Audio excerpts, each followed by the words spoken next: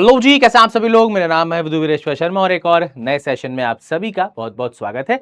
Bank of India की तरफ से एक नया नोटिफिकेशन आया है। किस पोजीशन का नोटिफिकेशन है, कितनी वैकेंसीज हैं, सारी डिटेल्स पर हम चर्चा करते हैं। बैंक ऑफ इंडिया की तरफ से अगर आप देखेंगे, invites application for engagement of apprentice, यानी कि अप्रेंटिस का आपका नोटिफिकेशन बैंक ऑफ इंडिया की तरफ से आया है। 25 दिसंबर से आप फॉर्म फिलिंग स्टार्ट कर सकते हैं। 10 जनवरी तक आपका जो है फॉर्म भरा जा सकता है। और अगर आप एलिजिबिलिटी की बात करें, 1 दिसंबर 2025 से आपकी एलिजिबिलिटी काउंट होगी, चाहे वो एजुकेशनल क्वालिफिकेशन हो चाहे एजेस हो। ठीक है। वैकेंसीज की हम बात करें, स्टेट वाइज और कैटेगरी वाइज आपको डेटा पूरा का पूरा यहां पर दिया गया है। तो टोटल वैकेंसीज की हम बात करें, टोटल आपकी 400 वैकेंसीज है ना। नंबर बहुत बड़ा लग रहा है। अगर आप एक नए स्टूडेंट है तो आपको लग रहा होगा इसमें अप्लाई करें या नहीं, तो इस पर भी हम चर्चा करेंगे एंड में। ठीक है, पहले एक बार नोटिफिकेशन आप पूरा देख लीजिए। एलिजिबिलिटी क्राइटेरिया जो आपका है, सबसे पहले तो एज आपकी होनी चाहिए 20 से 28 के बीच। कैटेगरी वाइज आपको जो एज रिलैक्सेशन मिलता है वो तो मिलने ही वाला है। ठीक है।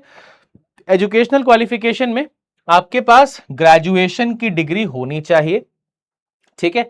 और आपका जो ग्रेजुएशन है उसकी भी एक कंडीशन है। आपका जो ग्रेजुएशन है 1 अप्रैल 2021 से लेकर 1 दिसंबर 2025 के बीच का होना चाहिए, इससे पुराना नहीं हो सकता। ठीक है ना। और बाकी आपका कैटेगरी वाइज ये हो गया। कुछ इंपॉर्टेंट कंडीशन इन्होंने यहां पर दी है। फिजिकल और मेडिकल फिटनेस का एक क्राइटेरिया है।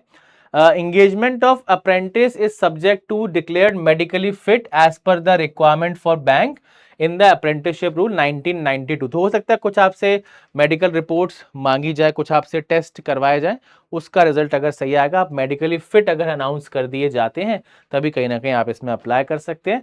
दूसरा, आपको अप्रेंटिसशिप है तो नेशनल अप्रेंटिसशिप ट्रेनिंग स्कीम यानी कि नैट्स की आपकी वेबसाइट होती है, वहां पर आपको अपने आप को एज अ स्टूडेंट रजिस्टर करना होता है, वो आपके पास होना चाहिए। ठीक है। उसी के साथ आप किसी एक ही स्टेट या एक ही जोन से अप्लाई कर सकते हैं। इससे पहले अगर आपने कोई और अप्रेंटिसशिप की है तो आप इसको नहीं कर सकते। उसी के साथ कैंडिडेट हुआ ट्रेनिंग और job experience for a period of 1 year और मोर देन 1 ईयर, उसे आप इस एंगेजमेंट जो आपका अप्रेंटिसशिप का नोटिफिकेशन उसमें आप फॉर्म फिल नहीं कर सकते हैं। ठीक है। ओके।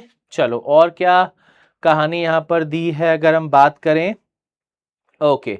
चलो, ऑनलाइन आपका रिटन टेस्ट होगा और साथ के साथ आपका लोकल लैंग्वेज का टेस्ट होगा।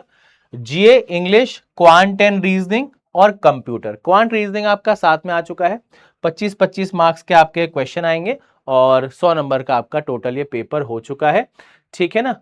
टोटल आपका टेस्ट का जो ड्यूरेशन है वो 90 मिनट्स रहेगा। बायलिंगुअल आपका रहने वाला है।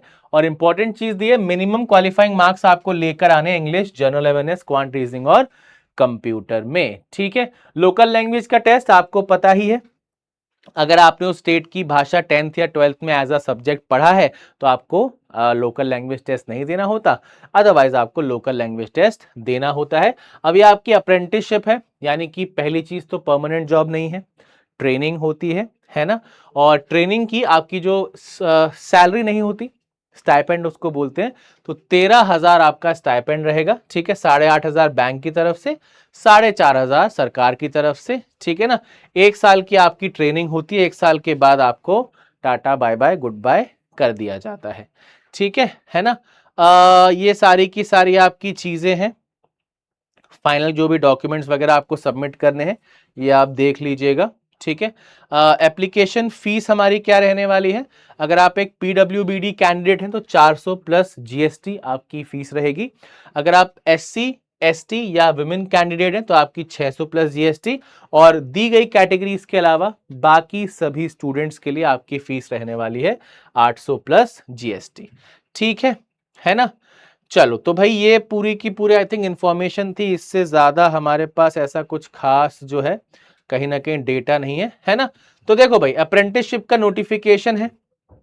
अप्रेंटिसशिप का नोटिफिकेशन, अगर आप एक नए स्टूडेंट हो, आप अच्छे से समय दे सकते हो, क्योंकि 2026 की साइकिल आपकी जब स्टार्ट होगी आपके पास अच्छा खासा समय तैयार होने के लिए, तो आप इस फॉर्म को नहीं भरना है। ठीक है। अब हो सकता है आप एक ऐसे स्टूडेंट हैं जिनका फाइनेंशियली उतना हिसाब किताब ठीक नहीं चल रहा और कहीं ना कोई जॉब चाहिए ताकि आप खुद को या फैमिली को सपोर्ट कर पाएं। बहुत ही ज्यादा अगर मजबूरी हो तभी आपको अप्रेंटिसशिप का फॉर्म भरना होता है, अदरवाइज इसकी कोई आवश्यकता नहीं है ना। कुछ लोगों को लगता है क्या सर अप्रेंटिसशिप कर लेते हैं, क्या हमें फ्यूचर में एग्जाम्स में कुछ फायदा होगा? नहीं, है ना। ऐसा कोई आपको स्पेशल प्रेफरेंस नहीं मिलता है अप्रेंटिसशिप कर लेने के बाद। तो अगर आप सिर्फ इसलिए करना चाहते हो कि फ्यूचर एग्जाम में कोई फायदा मिलेगा तो भाई मत करना, ठीक है। ओके, चलो। तो इससे बेहतर है और भी हमारे एग्जाम, मतलब अभी तो 2025 की साइकिल समाप्त हो चुकी है, पर 2026 की साइकिल आपकी स्टार्ट होगी, नए रूप में स्टार्ट होगी। पहले आपके पीओ के एग्जाम होंगे, फिर बाद में क्लर्क के एग्जाम होंगे। पीओ में भी पहले एसबीआई, फिर आईबीपीएस, फिर आरआरबी। तो अकॉर्डिंगली आप बहुत अच्छे से अपने आप को तैयार कर सकते हैं बैंक महापैक में एनरोल कर लेने के बाद, जो कि आपको पूरे 1 साल के लिए मिलने वाला है मात्र 2299 में। और इस 2299 को पे करने के बाद आपके पास बैंकिंग, इंश्योरेंस, रेगुलेटरी बॉडी, हर एक एग्जाम के बहुत अच्छे अच्छे कोर्सेज रहेंगे, टेस्ट सीरीज होगा, स्टडी मटेरियल होगा, मतलब कंप्लीट तरीके से आप अपने आप को तैयार यहां पर कर सकते हैं, ठीक है। उसी के साथ कुछ हमारे नए बैचेस हैं। रुद्रा बैच हमारा शुरू होने वाला है, 0 टू हीरो आपको बना देगा बिल्कुल बेसिक से एडवांस तक। और ये एम 3.0 पावर बैच हमारा ऑलरेडी स्टार्ट हो चुका है।